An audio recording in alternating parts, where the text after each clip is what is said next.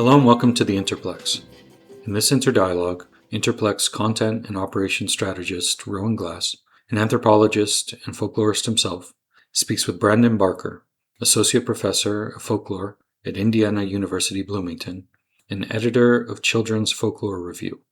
Barker co-authored the book Folk Illusions with Claiborne Rice, a study of children's play forms in relation to the science of perception and cognition. He also co-edited the Aesop's Fable paradigm, a study of the folklore and science of animal cognition with comparative psychologist Daniel Povinelli. Beyond his written work, Barker helped found the American Folklore Society's Folklore and Science Section, which he led as convener for several years. Their conversation starts with two famously murky words, folklore and science, and Barker's case that the folk are far less naive than scientists often assume. From there, they get into Barker's research on folk illusions and what children's play reveals about how we come to inhabit our own bodies. They then explore a bigger question. Can folklore support universal claims the way the natural sciences do? Glass further asks Barker about his work on animal cognition and the Aesop's Fable paradigm before closing on artificial intelligence, examining how our instinct to anthropomorphize anything that acts human might be more powerful and more dangerous than we realize. Well, thanks again, Brandon, for meeting with me. I think maybe we can start by sort of addressing the elephant in the room, defining folklore, because I think a general issue for professional folklorists and for scholars of folklore has always been that the term has a different meaning colloquially, and for the layman than it does in scholarship. And, I think teasing out those differences between the discipline, the stuff of the discipline, what it is that folklorists study, and how it is different from colloquial understandings of folklore is maybe important. Yeah. So how would you define folklore? Well, let me see. Let me do a run through of the definitions that I appreciate. And, at the beginning of the recent edited volume of Dan Venamos's essays, Henry Glassy kind of points out that we just throw his definition around now in our introductory classes, artistic communication in small groups. And we throw it around maybe without thinking it through, just how seismic of a change that was, just how grand of a change that was for folklore studies.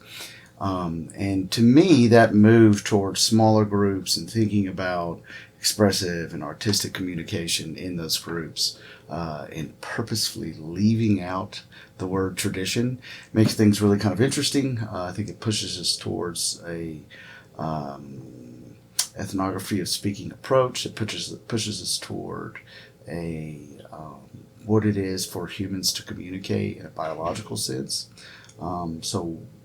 What's specific about our species communication patterns, communication systems. So that was been important to me for a really long time. I'm okay with thinking of folklore too in a kind of in a relaxed way as the informal traditions that we get from the past that we use in the present in order to create a future. That's another. That's a simplistic definition, but it's one that I'm okay with. Let me leave it at those two right now, and then I'll come back to. Maybe I'll try to get to a definition of folklore at the end. Sure. Well, we work up to it. As we know, definitions are always sort of problematic. Every definition leaks, and along similar lines, I think as a folklorist who works with science and at the intersection of folklore and science is also a sort of famously tricky term to define. Mm-hmm. And maybe without getting too philosophical, although it is a philosophical question, how do you understand science? How do you define it? Mm-hmm. It gets easier to think about what is folklore and what is science whenever you put them together, for me. I think of science as being wrapped up in the sociological and methodological system of science. So as far as an epistemological approach, I think that science, of course, paired with the power of math and statistics, and the power of philosophy, and the power of advanced technologies, is our most powerful epistemological system. There's no other system that we know of that has told ourselves more about ourselves, more about the history of our planet, more about our place in the cosmos than the system of science. At the same time, science can have its blind spots. And so it's interesting to me that one of the places that science seems to have a blind spot is to, especially in the cognitive sciences, to define folk as naive. So it's actually a synonym. So let's just take the term folk psychology, which means the kind of intuitive biological system that I might use for predicting your behavior by projecting or theorizing about what's going on in your mind. So what do I think that Rowan is believing, feeling, intending to do right now? And so for the scientists, we all kind of do that kind of thing, and they might call it folk psychology.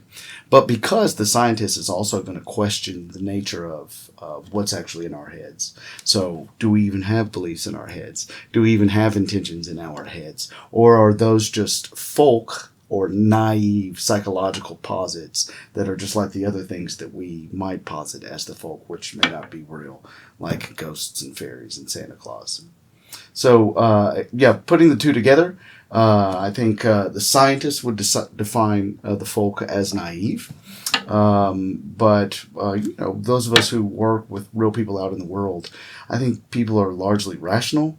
I think people are largely, they don't have the power of science that a professional scientist has. But they are rational in a way that they're rarely naive in the way that the scientists might suspect that they're naive. I guess... I'll just run into an example here. And I think that you could go to a place like Adams, Tennessee, where I do a lot of field work on this legend of the witch that's been in that area for a couple hundred years. And I'm sorry if I'm going out of order. And you would find that people who tell a story about a witch are just as critical of whether or not we really have beliefs in our heads, or if our beliefs are real, than the scientist or philosopher of folk psychology. Great. Well, but it is important to say, definition that means a lot to me right now is, if you go back to the middle of the 1990s, there's an argument going on in folklore studies in the United States of whether or not we should keep the term. The term's loaded. In popular spaces, oftentimes folklore is associated with the false or trivial. In historical terms, folklore was associated perhaps with the rise of nationalism in the 20th century. And so there's these problematics that some folklorists are wondering if we should get away from the term itself. In that moment, some folklorists began to offer up the term identity. It's what we really study, identity. And a folklorist who means a whole lot to me is our colleague, Henry Glassy, is emeritus professor here at IU. And, Henry kind of swooped in, and he's got a gracious way about arguing as a scholar anyway. And he said, I like these people who are making this argument about identity. Call it that, if that's what you want to call it. But let us take that term then and go out in the field and gather data in our slow, ethnographic, gentle, ethical, quantitative ways. And call it whatever you want, but let us go do that. Because what folklore is the intersection of the individual, and the way that the individual connects himself to the community, and the way that the community connects itself to the individual, and the way that the community and the individual connect themselves to the cosmos, to the universal, to the biological, whatever that next level up is. And there's something in that I find really, really powerful. So there are like meta jokes, there's meta commentary on definitions in folklorists. An old gag is that there are more definitions of folklore than there are professional folklorists in the world. And there's something in that which does reveal a little bit of an anxiety that I think we might all have. But if you listen to a patient folklorist like Henry, it's pretty close. How is it that the individual connects themselves to their local group, and then how is that local group connected to that group's understanding of the universal, of the cosmos, whatever that might be. So, just that definition's been really important to me for probably the past 10 years. Well, so from 2019 to 2024, you were the convener of the Folklore and Science Section at the American Folklore Society, and you're also one of the founding members. And I'm curious, in general, over the years, what kind of interdisciplinary collaborations have happened there? What are the sciences that the folklorists in that section tend to work with? And maybe you can highlight a few sort of prominent results that have come out of that intersection in that section. Yeah. It's a really interesting group, the Folklore and Science crowd.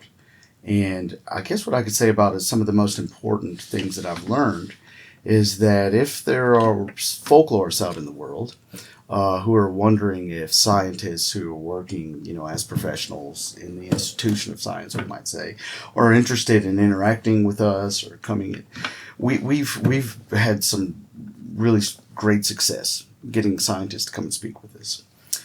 So we have for example, to address the areas where we've been most interested. There are a lot of folklorists who are interested in the environment and interested in lay perspectives on aspects of the environmental crisis, or localized perspectives of local ecologies and changing local ecologies.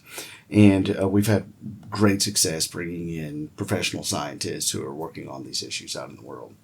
Another area where the Folklore and Science group is interested is human development. So an important and old leg of folklore studies is children's folklore. And so we've had good luck bringing in developmental psychologists and cognitive scientists who are interested in questions of development. And so what's been great about it is we have a prize that we're giving out to typically folklorists and anthropologists who are submitting for our prize. And then we are putting together a Folklore and Science Prize panel. And we got AFS's permission. I think events that are in person, I prefer events that are in person. But we can't deny the fact that Zoom is pretty good for getting us together with people who we might not be able to work it out with otherwise. So, we've brought in really important cognitive science like Rachel Hertz and Dan Simons, and I think that getting those folks to the AFS conference would have been really challenging, but they were gracious and really good speakers over Zoom. So there's a couple of topics that we've worked on, and the good thing is that the scientists are interested in coming and sharing with us. Yeah. Along those lines, the American Folklore Society and its annual conference is one of the most important, one of the largest folklore conferences in general in the world. But it is the American Folklore Society, and so I'm curious, are there similar developments or intersections happening between folklorists and scientists in other parts of the world? So, things change a little bit in European context, which I really only know a little bit about. But I know more about those contexts than I would about the interplay of folklore and science in South America or Southeast Asia, where I just don't have a whole lot of knowledge. And it is that, science is often used, I think it's a broader term in Europe, and so it wouldn't be incorrect, or you might hear a folklorist referring to themselves as a scientist. Maybe I'll have to get out of science if I'm not going to be able to do folklore anymore. Where we don't seem to have that inflection, as folklorists working in America. So there's that important sort of language nuance that we'd want to mention. But yeah, there's been people who've been doing really important work. One that comes to mind are the folks out of the Meertens Institute. They're in Amsterdam who, at the edge of information science and new technologies, have been working with the motif and tell-type indices to put together new tools for us.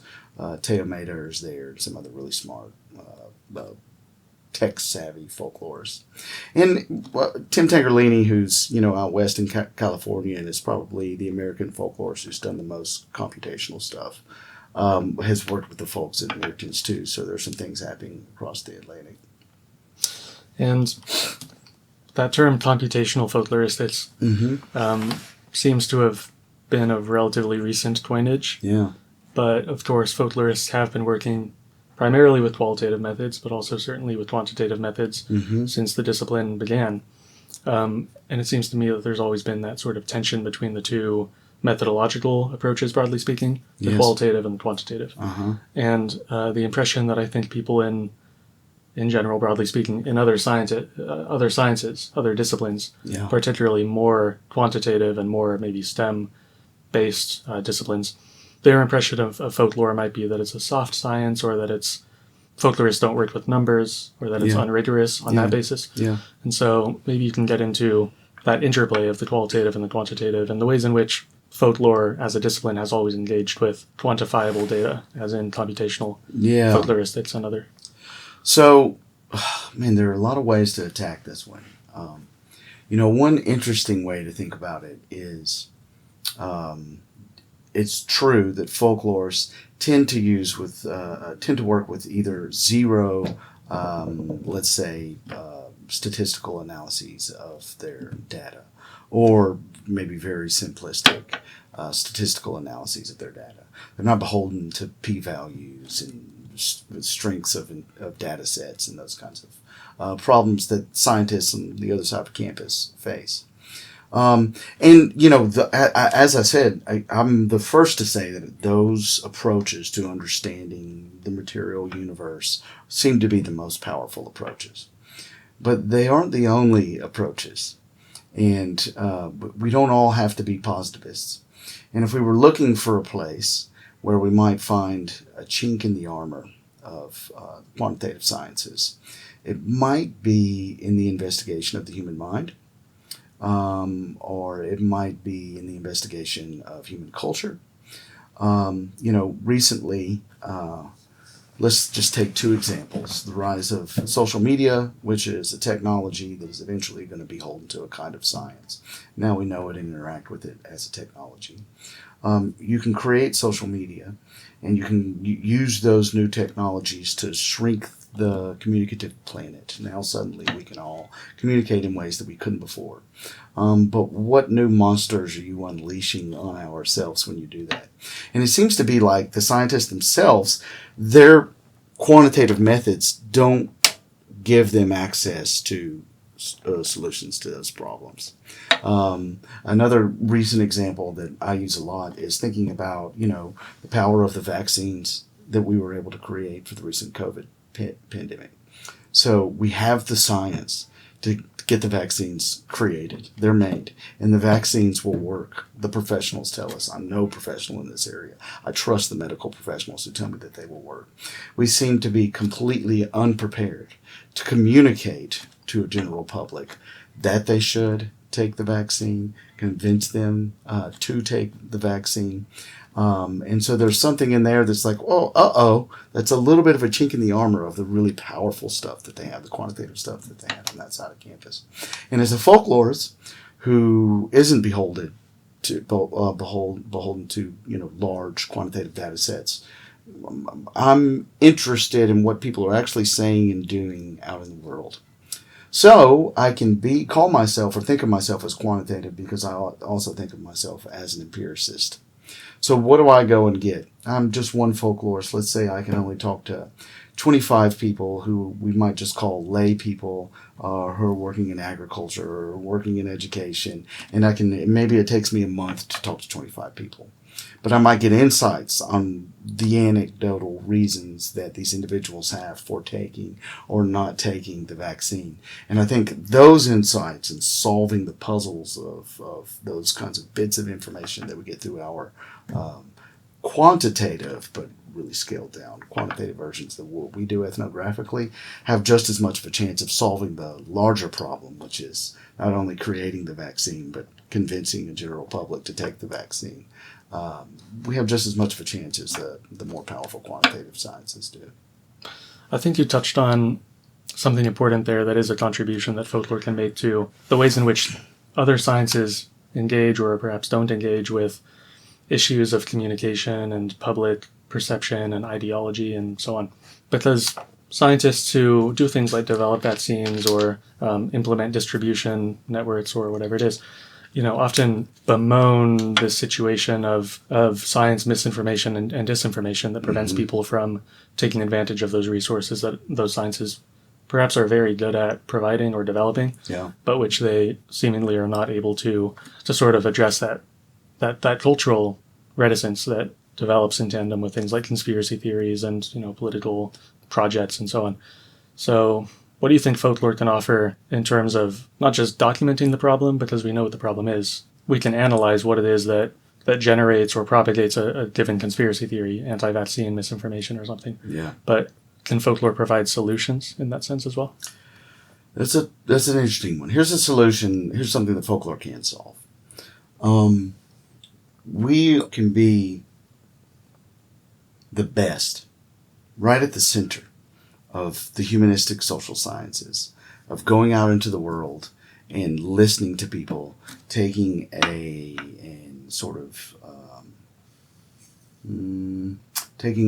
neutral anthropological ethnographic stance. Anthropologists take a neutral stance and ethnographers take a neutral stance. But folklorists, what we want to do is to understand local communities and then take a neutral stance, but with a kind of ethical lean towards empathy. So understanding why someone with a particular political alignment in a certain rural space of the upland South might be hesitant, let's say, to take one of these vaccines, or might have, attendant religious or political beliefs. And, if on first principles, our job is to actually get empirical data from those people, folklorists can be really, really good at going out in the world, talking to both sides, as you might say, or all sides, and getting genuine data in what we might think of as natural communal ecologies. We can be really, really good at that. And I think that a lot of times getting access to genuine lay perspectives is challenging for sociologists who are working with surveys, or for scientists who are maybe only working in laboratory contexts. And it's the problem for us. Like the reason why I'm hesitant to say that that's going to solve problems is that the folklorist's great challenge is that there's not that many of us. And there's so many people that we could be talking to. I don't know if we can solve those problems, but we can maybe document them in a way that helps us understand the problems that other disciplines aren't willing to do or haven't done. Yeah. And perhaps there's a way in which folklorists might serve as a bridge facilitating communication between local communities, the folk that we work with, and scientists or the academic world or policymakers. Or maybe you can speak to what it is that applied folklorists or public folklorists do in the world that takes folklore out of the academy and makes it relevant to people's lives. Yeah, we can certainly do that. I mean, we can help locals communicate when our help is desired. We can continue to have bring an empathetic ear and an open mind into the field. And then, those of us who are working either in public folklore or in academic settings, I think that the divide is certainly lesser than it had been 75, 80 years ago between those two categories of folkloristic professionalism. But we both are supported by institutions, whether it's a 501c3, whether it's a government agency, whether it's an academic university. And so our support that we receive from institutions is something that we can bring to a group of people to help them. Help them what? Help them document themselves, help them understand the importance of documenting themselves, help them communicate their own values to outside audiences. Can we do those things in service of solving larger problems? I think there are probably other folklorists who are better at speaking to that question than me. We probably can. Yeah. Be optimistic on that one. Getting back to your work, you and your colleague Claiborne Rice introduced the concept of folk illusion, first in an article, I believe, and then later developed into a book. And I'm curious if you can explain what folk illusions are, what's the intervention you're making there in terms of designating that as a genre of folklore? Yeah. And what does this phenomenon reveal more broadly about human perception and Nice. cognitive science? Yeah, so my colleague Clay and I, we've been working together for a long time. And Clay, as a matter of fact, was a teacher of mine in graduate school. And there was a time whenever I was a younger person where I was thinking about my entryway into thinking about cognitive science. I had two ways. One way was through thinking about animal cognition science, and the other one was thinking about cognitive poetics. So we were thinking about cognitive poetics, and we were studying embodied metaphor and conceptual metaphor theory. And it was in that mode of really thinking about poetry that you might associate with the English department, that I thought of the children's activity where usually an adult or another playmate will stand behind a child and go, crack an egg on their head, let the yolk run down, let the yolk run down, let the yolk run down, stab a knife in their back and then rubbing on the back, let the blood run down, let the blood run down. And there's different iterations. Spiders on the back, there's a cold breeze someone blows. And then the kids report that they get the chills, the shivers. It's a kind of aesthetic frisson that they experience. And so just thinking about this one children's play form that I knew of, I had studied some children's folklore, but only a little bit at that point. This would have been around 2006, maybe. I thought, well, goodness, that seems to me like an embodied metaphor and one that is instantiated and paired with some actual haptic perceptions. So it seems that kids are really doing something very smart, in that they are creating a haptic experience that they couple with the semantic space of this lovely kind of poetry about the the spiders. And I thought, well, we got to do something with this, Clay. So thinking about that one, I came up with a cockamamie term, which was it was called somatic illusion play. Thinking about our somatic experiences and playing with those things as illusions. So bad term, we got started with a bad term, but it's okay because you know in the future that a good term is going to come. And the good term did show up for us eventually. But what we did was we just did some children's folklore field work. So this is another thing that I say about empirical, children's folklorists are empiricists. But our empirical data sets don't necessarily have to lead with a hypothesis. They can lead with a guess or with a genuine ethical interest in a group of people.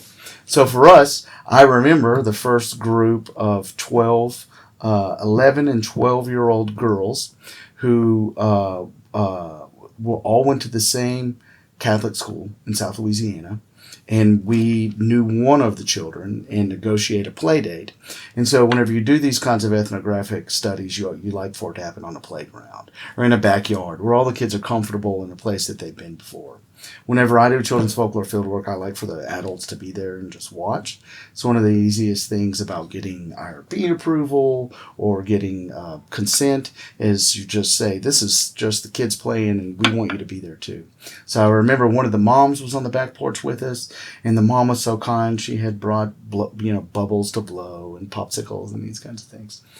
And we asked the girls if they knew this activity. And they, of course, knew it. And then we said, do you know anything like that? And we had about 6 other folk illusions that day. It was the first time that we had documented kids playing the constum.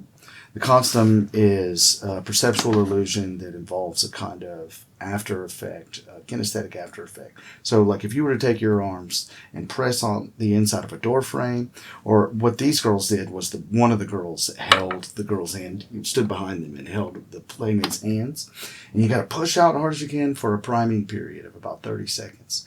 After which the arms for many people, not everyone, but for many people, will feel as though they're floating all on their own.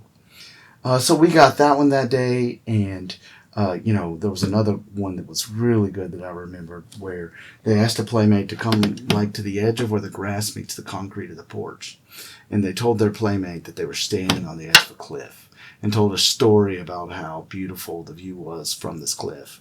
They told their playmate to close their eyes. And in the middle of this story, when everything was pleasant and they were looking over the cliff, one of the playmates would shove the person off the cliff, creating the sensation of falling off. And then you ask the kid, what color did you fall into? What color did they see when they got pushed? And if it was red, you fell into a pool of blood, or if it was white, you fell into heaven, and everything's going to be okay. Okay, those are silly, but they're just the kind of rich examples we got from priming this one folk illusion. So quickly, I'll just say, the constum is important because you go and you do a little bit of research on the constum, and you realize constum, the physiologist who discovered this phenomenon, scientifically discovered it, was making these findings in the late 1800s. And there were several folk illusions that the kids were playing that we realized the scientists had been studying in the laboratory, trying to understand the perceptual system of our species for 100 years. No one had ever collected all these things up together and thought of them as one category. Another really good one that the kids know that goes back to the end of the 1800s, beginning of the 1900s, was studied as sometimes called the Japanese illusion. So the hands go out, and then they cross, and then they come up under, and a playmate will point to a finger. And it turns out that our body is mapping where we are in space all the time. A part of our central nervous system is doing that for us. And you can put the body in a highly irregular place and then present the visual presentation of the fingers in this reverse cognitive map. And it's really hard to move the right finger. So scientists have been working on this, and it turns out that a folklorist had even written up, in a one-off way about this one game, a fellow called Roger Welch, calling it finger play in the 1960s. But again, no one had thought about all these things as a group. So anytime you make a commitment to categorizing something out in the world, you as a scientist or a folklorist or a social scientist, or possibly changing the ways that people think about groupings out in the world, we felt pretty confident that we could talk to any kid and we had a good chance that they were going to know one folk illusion, whether it's the rubber pencil trick or the chills. And oftentimes we found that they know 2 or 3 folk illusions. Sometimes we would find groups like those first group of 5 girls that we did that field work with who might know 15 folk illusions. All in all, and we did about 7 years of targeted field work all throughout the eastern United States. I teach a big class, Introduction to Folklore, here at Indiana University. And so in that 300-seat class, I get students from around the world, really. And so surveying those students and doing field work with kids between the ages of 7 and 17 or so, we found maybe 120, 125 folk illusions. So in finding that a lot of kids play these folk illusions, understand what we're talking about, if we go in, let's say, with an analyst outsider category and at least give you an example of what we're calling folk illusions, easily and quickly kids can pick that up. Oh yeah, we know a couple of those, and they can show us. So this flew in the face of what we found repeatedly happening in cognitive science textbooks, perception textbooks, and it was that people walk around. It's the idea that this folk idea in science that people, the everyday person on the street, walks around largely naive to the illusory tendencies of our perception. We started to call it the illusion surprise trope. And really important scientists who I respect in their textbooks or textbooks that I use to learn perception science, in as much as I know it, over the past 20 years, were making this move, this illusion surprise trope move. And we thought, well, that just can't be true. I mean, I'll give you an example. We once were doing some field work here in Bloomington at a daycare, and there was a 7-year-old and a 5-year-old. The younger one could have been 4 years old. I'd have to go look at my notes. And they were showing us the rubber pencil trick, which I'm sure you know, wobbling the rubber pencil. And the 7-year-old was showing it to us, not with a pencil, but with a long, skinny piece of Lego. And he was wobbling it like this. And the 4-year-old tried to do it, but he didn't have the dexterity to be able to do it. Because, see, you actually need to be able to move up the hand up and down. And then within the hand movements up and down, you have to be able to manipulate the pencil in the opposite direction. So there's 2 rotations that have to be timed in order for the illusion to actually occur. And so the 4-year-old, the 4 or 5-year-old, didn't have the dexterity to pull this off. And so for him, the Lego just said, you know what I mean? Mm-hmm. Like that. And he couldn't do what the 7-year-old was doing. But the 4 or 5-year-old said, but it's not really bending. It's just an optical illusion. Okay, now that's pretty interesting. All of a sudden, we have a kid who's not even capable to pull off the trick. He just knows the bit of folk play from the older kids that he's been around, who's totally in the know that it's just an optical illusion. Now, we all suffer perceptual illusions. And sometimes we may suffer a perceptual illusion and it can absolutely trick us. But I don't think it's ever the case that we suffer a perceptual illusion and then we feel like we've lost our grasp on reality. It's because one of the things that humans learn by the time they're 5, 6, 7 years old is that we live a life where some of the perceptions we experience are veridical and real and accurate, and some of the perceptions we experience are illusory and inaccurate and non-veridical. And there's this special age between about 7 years old and 17 years old where those illusions tempt us into different forms of play. So one of the things that's really interesting about folk illusions is that once we become adults, we're much less interested in the rubber pencil, or we're much less interested in performing the costume. And suddenly the illusions need to be more powerful or even trickier. You know, it has to be the professional stage magician or $1 million IMAX 3D presentations of film for it to be interesting to us as an illusion. But that said, I still don't think that people ever spend much of their life walking around naive to the illusory fact of our perceptual system.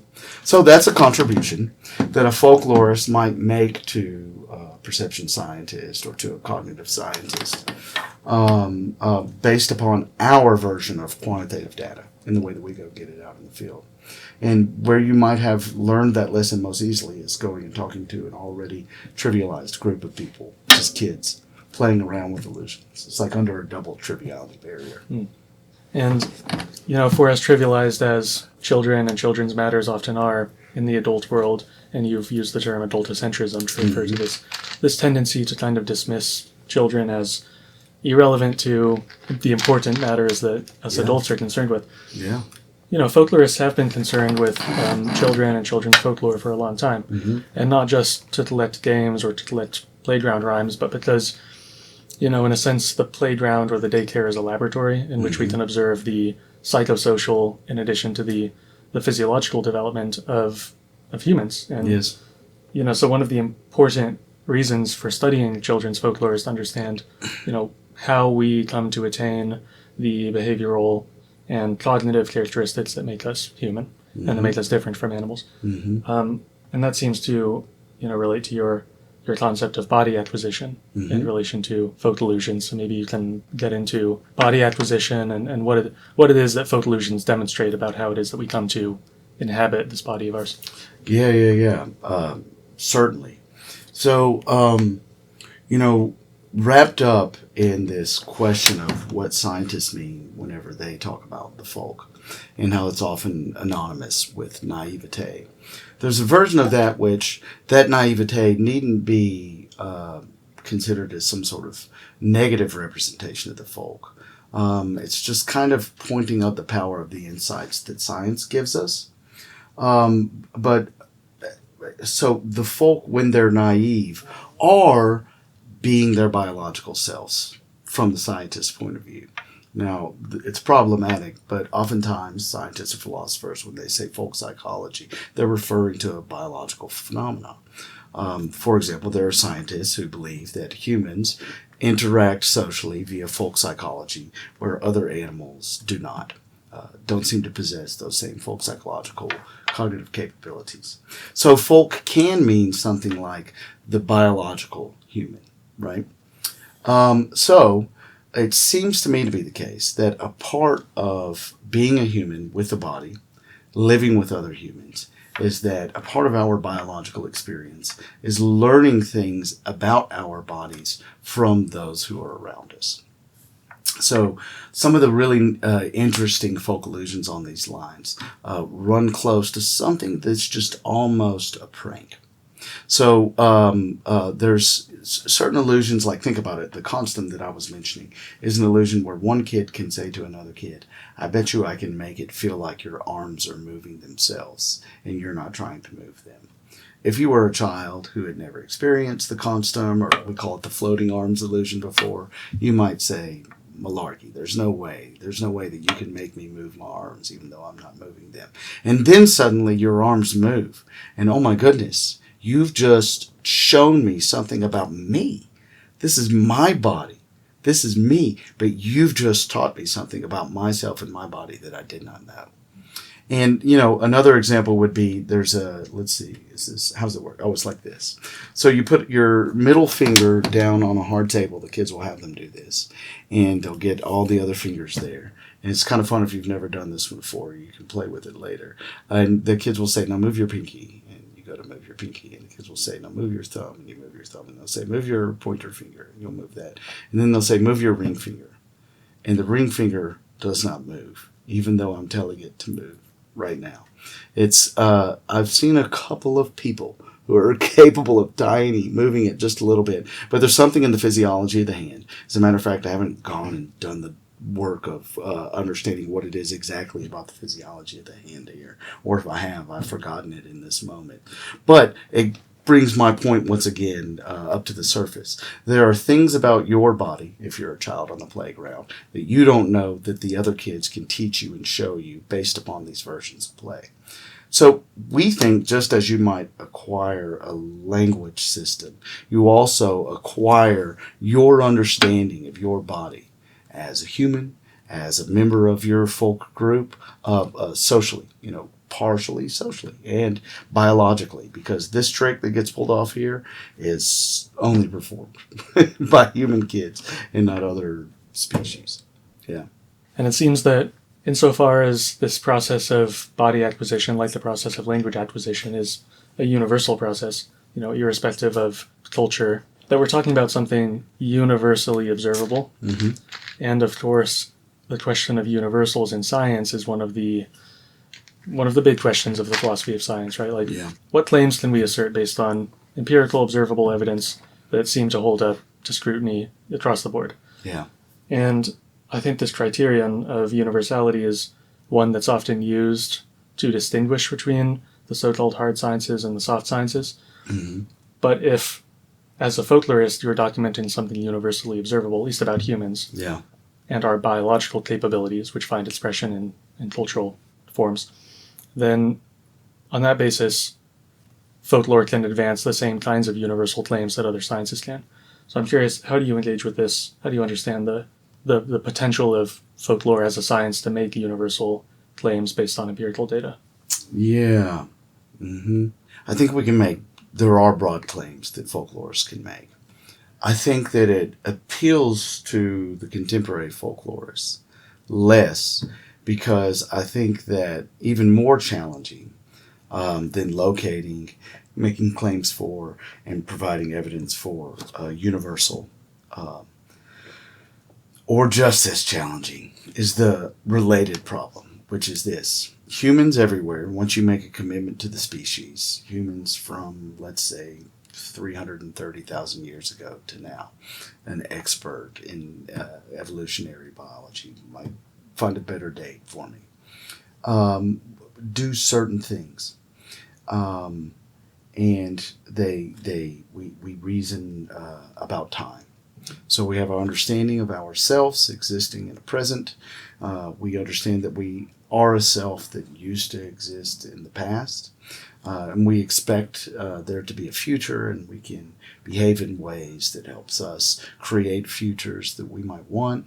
And the scientists have pinpointed this as what they call episodic memory or mental time travel. Indeltoving comes to mind. And Indeltoving comes to mind because he bases his theory of mental time travel and episodic memory on a Estonian folktale. And the folktale goes like this. There's a little girl who has a dream. And she has a dream that she goes to a birthday party, and there's chocolate pudding at the birthday party. But to get some of this chocolate pudding, you have to have brought a spoon with you to the birthday party. And the girl goes to the birthday party, and she doesn't get any chocolate pudding. So the next night, as she's going to sleep, she takes a spoon with her to go to sleep. So this is known in memory science as the spoon test. And that it's based on a folktale, I think, isn't just a cute anecdotal coincidence. I think that that's like an extension of cognitive science into folklore and something that folklorists can richly demonstrate. So if you come up to a folklorist and you're a scientist and you tell them, did you know that humans think about the past and represent the past in the present, and they do that as a way to think about the future, the folklorist is going to say, well, duh, yeah, we know that really well. We're pretty good at thinking about nostalgia and rituals associated with representations of the past and rituals associated with divining the future. Of course, our species is able to do that. So, where the scientists might be able to point up the universal, I think that the folklorists are really good at showing how humans actually express themselves through their behaviors in the terms of that universal. And then within those expressions, the folklorist is often just as mesmerized by the nuance in the differences as they manifest around the world and across human history. So the long way around to this point is that, coupled with the problem of finding universals, is this problem. Humans, since about 330,000 years ago, are radically sane and radically different, all at the exact same time. So how do we think about us sitting here right now and a different group of people who maybe aren't academics, who are in Southeast Asia, having a conversation related to something completely different? Maybe it's dinner, but maybe it's dinner tomorrow, and we're thinking about this video being posted tomorrow, and where the folklorist might say, okay, both of these groups are thinking about time in ways that are pointing up biological universals. Like, what's really important if you want to understand these conversations is the essence of the academic conversation we're having, or the essence of the conversation about dinner that's being had in some other place in the world. Both are equally important as far as I'm concerned. Both deserve scientific attention, radical sameness and radical difference.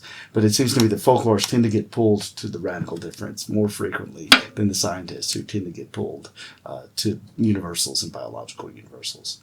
Both rich intellectual enterprises. Yeah.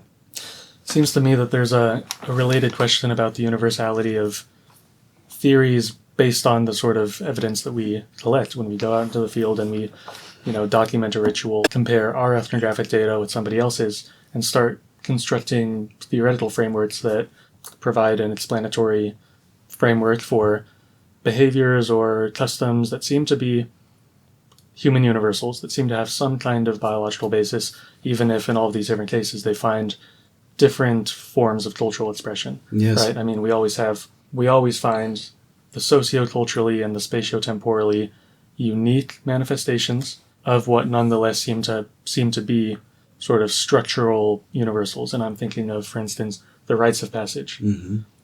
Every culture in the world, as far as I know, and I don't know if this theory has been seriously contested since it was first developed more than 100 years ago, to my knowledge, every culture in the world undergoes these, rites of separation, of liminality, and of integration, to mark periods of state change from one social status or one position in society to another, corresponding to life cycle, biologically based phenomena that we all experience. Yeah. Birth, puberty, marriage, social maturity, Sure.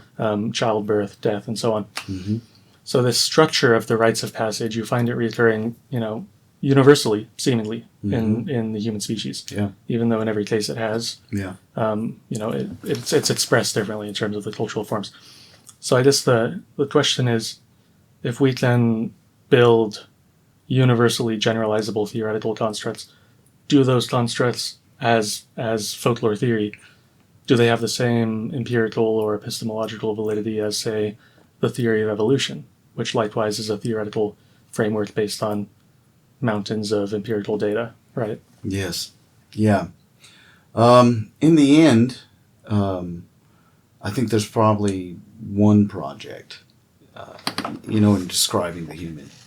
And it's hard to imagine, is there a point in the future where the scientists' search for universals couples with the social scientists or the folklorists' search for human essence and seemingly endless variability? Is there a place where they come together? I don't know. It's hard to imagine them ever coming together in a way that satisfies everyone, every human on both sides. But there are beginnings of ideas that allow us to imagine conceptual spaces right now in 2026 about how they might come together. But there's always little holes and little problems and sticky wickets that seem unresolved. One theory, for example, that I'm impressed by and largely agree with is the theory of another research colleague of mine. His name is Daniel Povinelli. And Danny is a brilliant scientist, and he worked for 3 decades or more with chimpanzees mainly, so with the great apes. And Danny, started his search of the chimpanzee mind because he thought he was going to find a lot more of us inside of the chimpanzee. And let's just, to be totally clear, from Danny's point of view and from my point of view, we do share a whole lot of ourselves with other members of the animal kingdom, certainly other mammals, certainly other great apes. But it's a little bit like the same question with humans in different times and places. We're a lot like the chimpanzee, but we're also a lot unlike the chimpanzee. So for Danny, whenever we're most unlike the chimpanzee, we are operating via what he calls higher order, role-based conceptual relations. So you, like the chimpanzee, who's an adult, was once a child. Like the chimpanzee, there was a period of where you moved into sexual maturity. Like the chimpanzee, you continue to age because time flows in the same direction for all of us, as far as I know.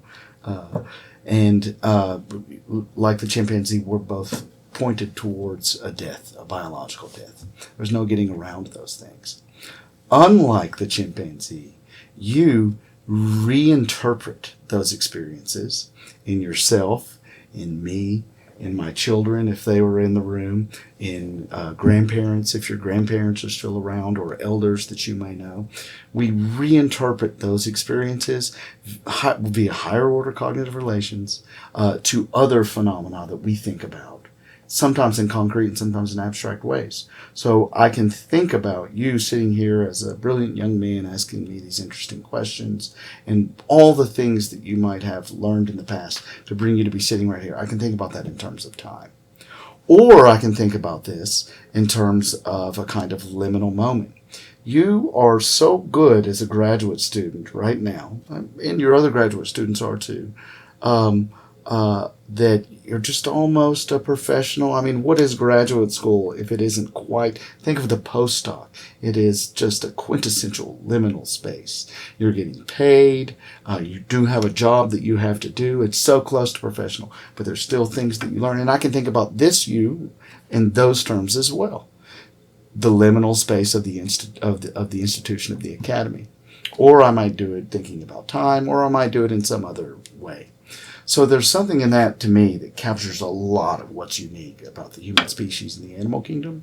So, any species who's able to reason about time and is going to be able to reason via higher order cognitive relations might have a lot of these rites of passage like Van Gennep is talking about.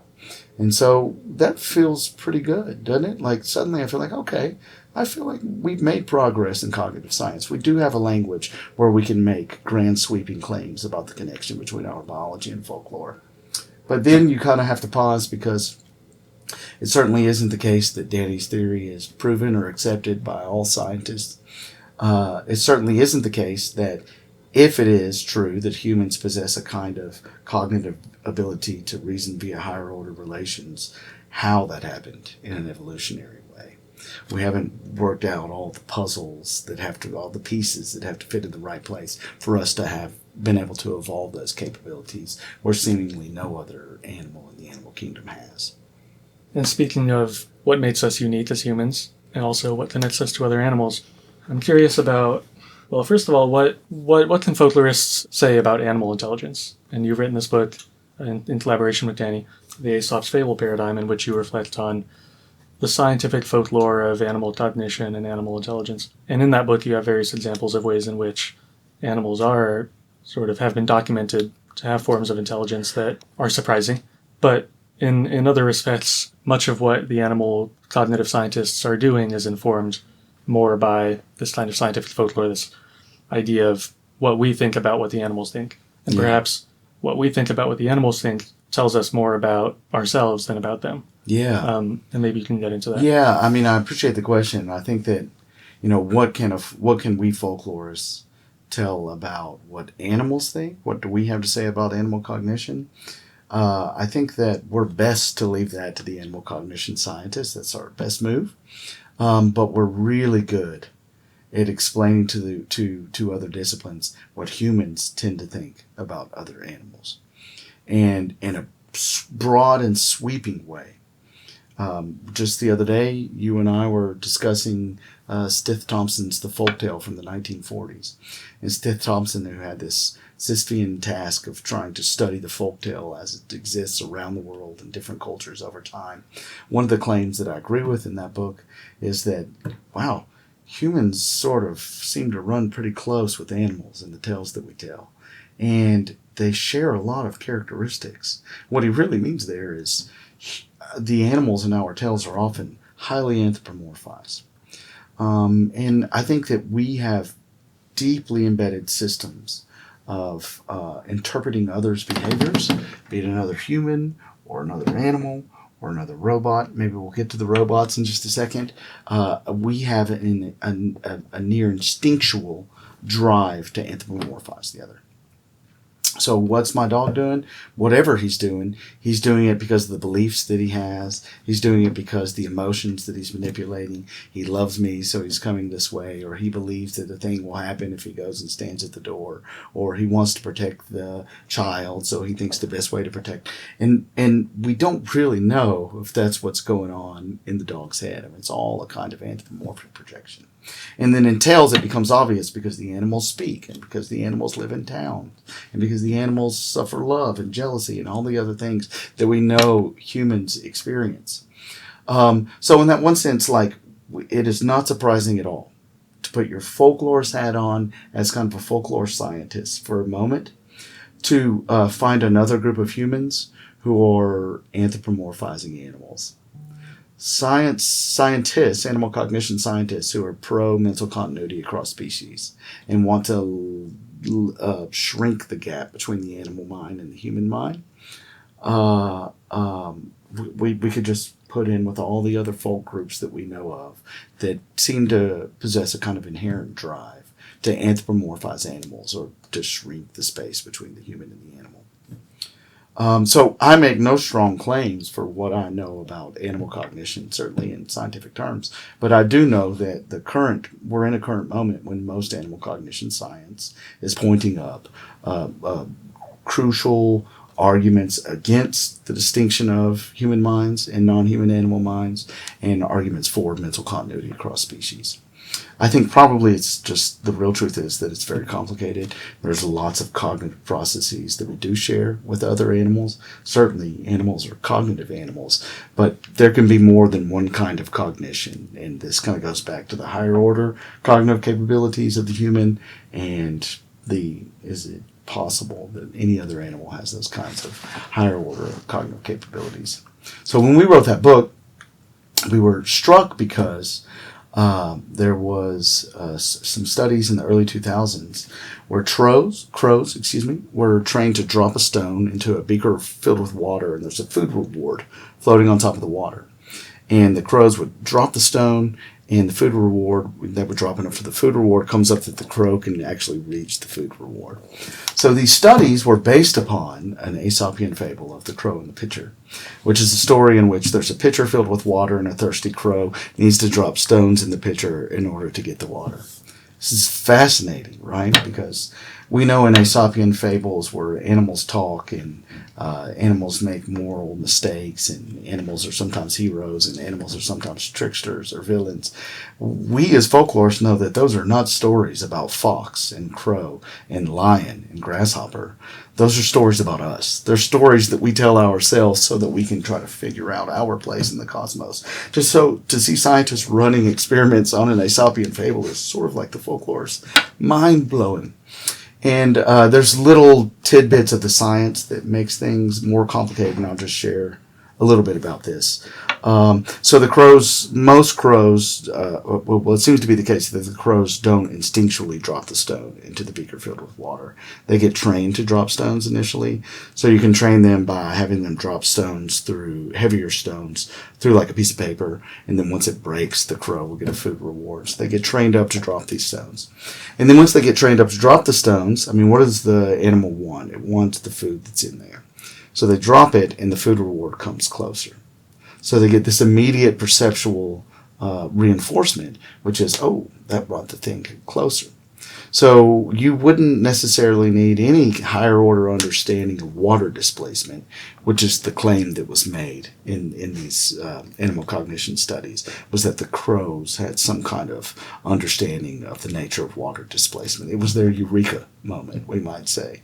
But you wouldn't necessarily need that by one reading of the experiments, which is you train them up and then they take a stone and they try to hit the worm with it, and the worm comes closer. The worm comes closer and the worm comes closer, and then they finally get it.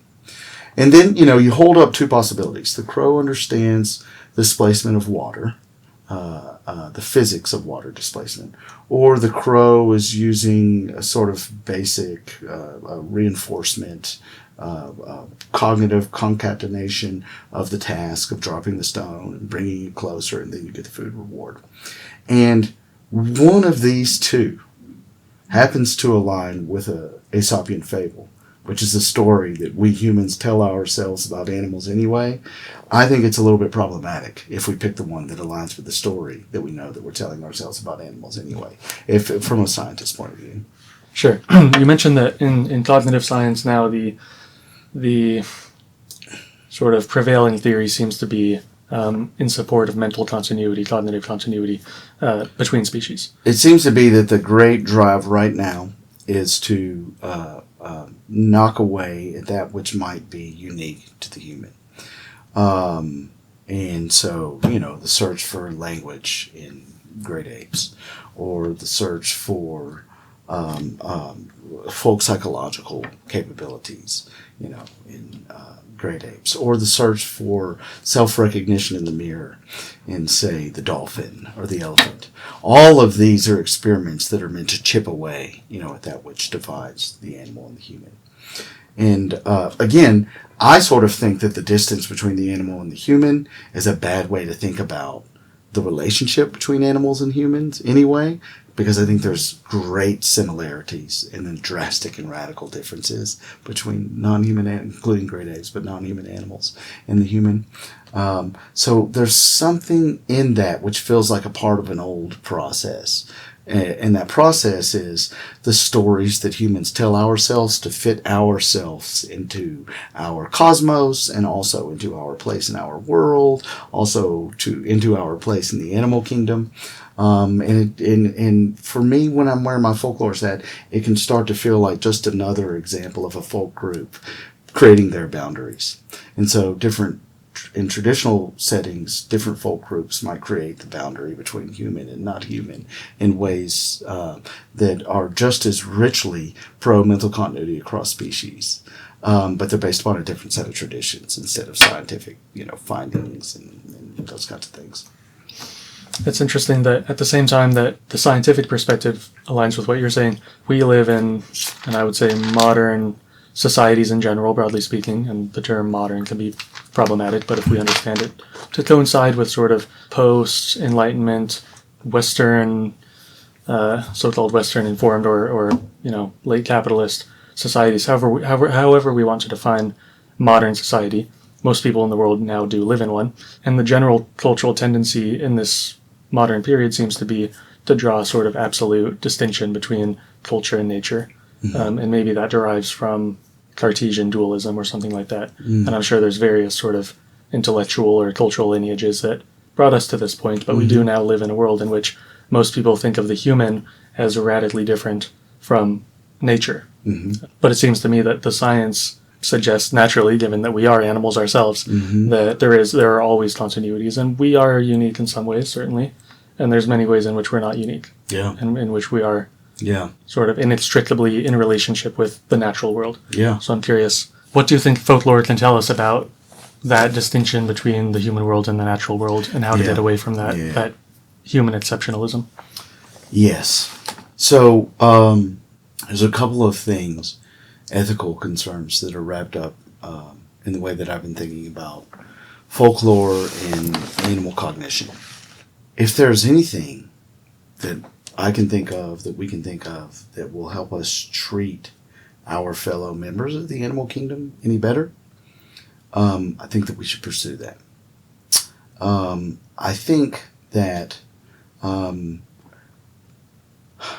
don't think that that's a direct upshot of trying to convince ourselves that, animals who maybe don't experience existence the same way we do as more like us than they really are. So it isn't clear to me that humans are going to treat other animals better if we think they're more human-like. I wish that were the case, but it isn't clear to me. So there's that.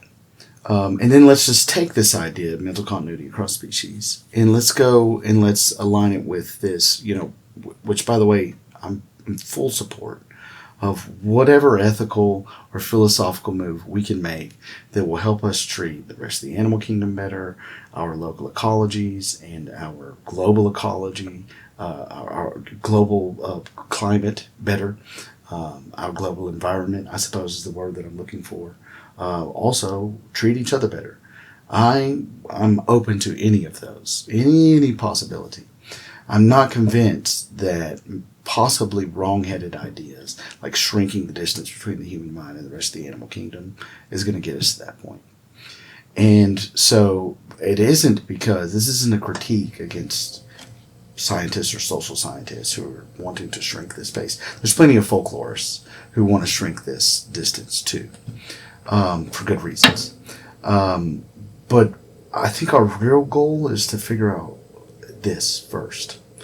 I sort of think that the most dangerous thing that we face remains this: our own minds. For whatever reason, our minds, separate from the rest of the animal kingdom, are so incredibly powerful that we have created bountiful wonders and some horrible, awful realities. There are technological realities right now that we know could destroy the species, the planet, etc., etc., etc.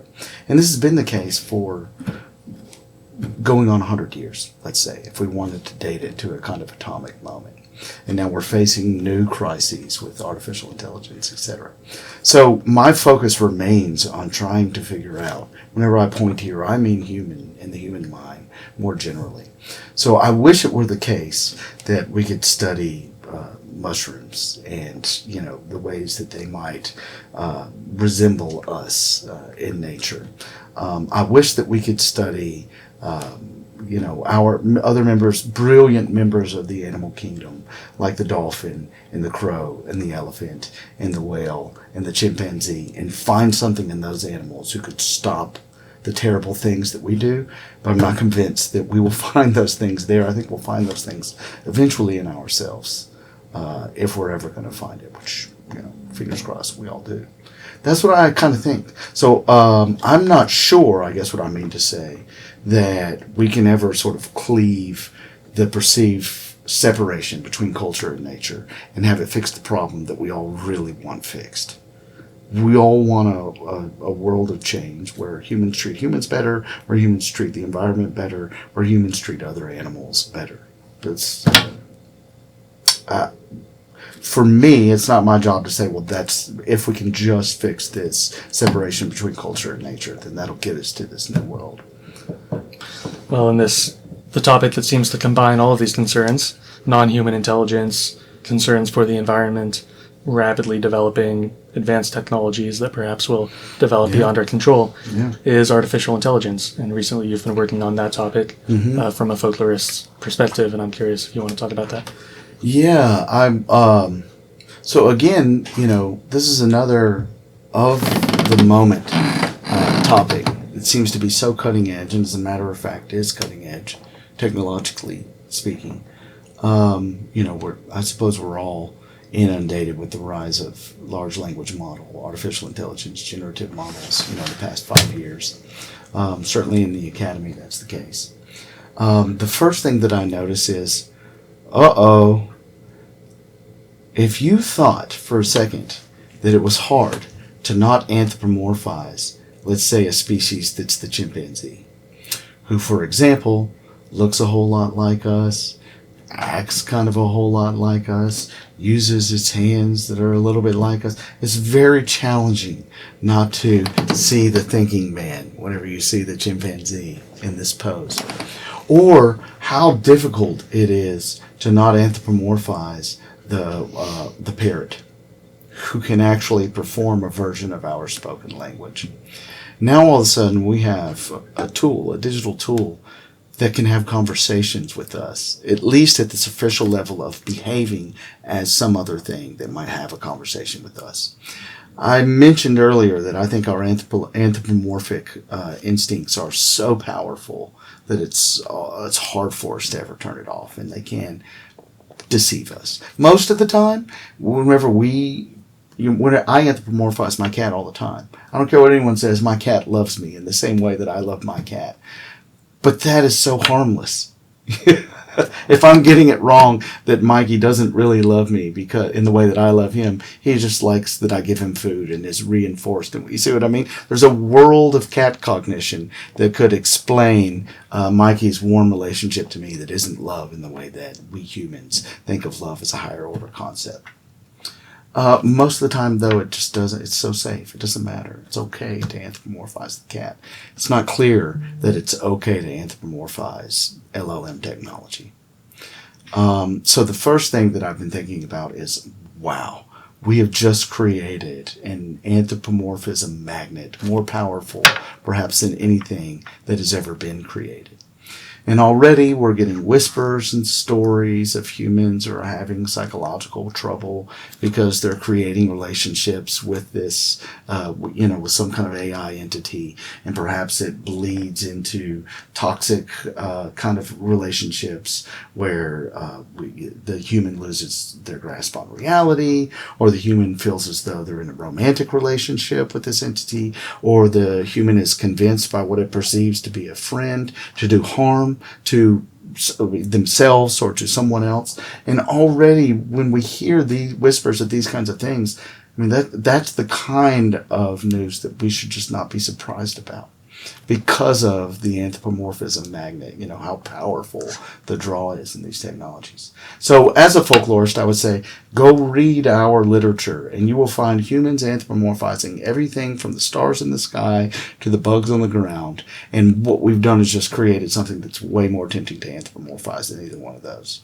Is there anybody who's really, really thinking through in a serious way the ramifications of something that powerful before we just keep creating the technology and sending it out into the world?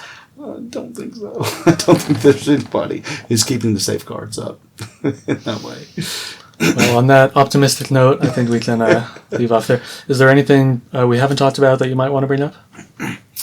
Well, I guess the last thing that I might say about AI technology is just to be honest with myself. So this is another part of what it is to be human, and another part of what it is to experience and get to use technology. They say the technology may be one of the things that separates us from the rest of the animal kingdom. And technology, it seems, will always get put to greatest possible good and the greatest possible detriment.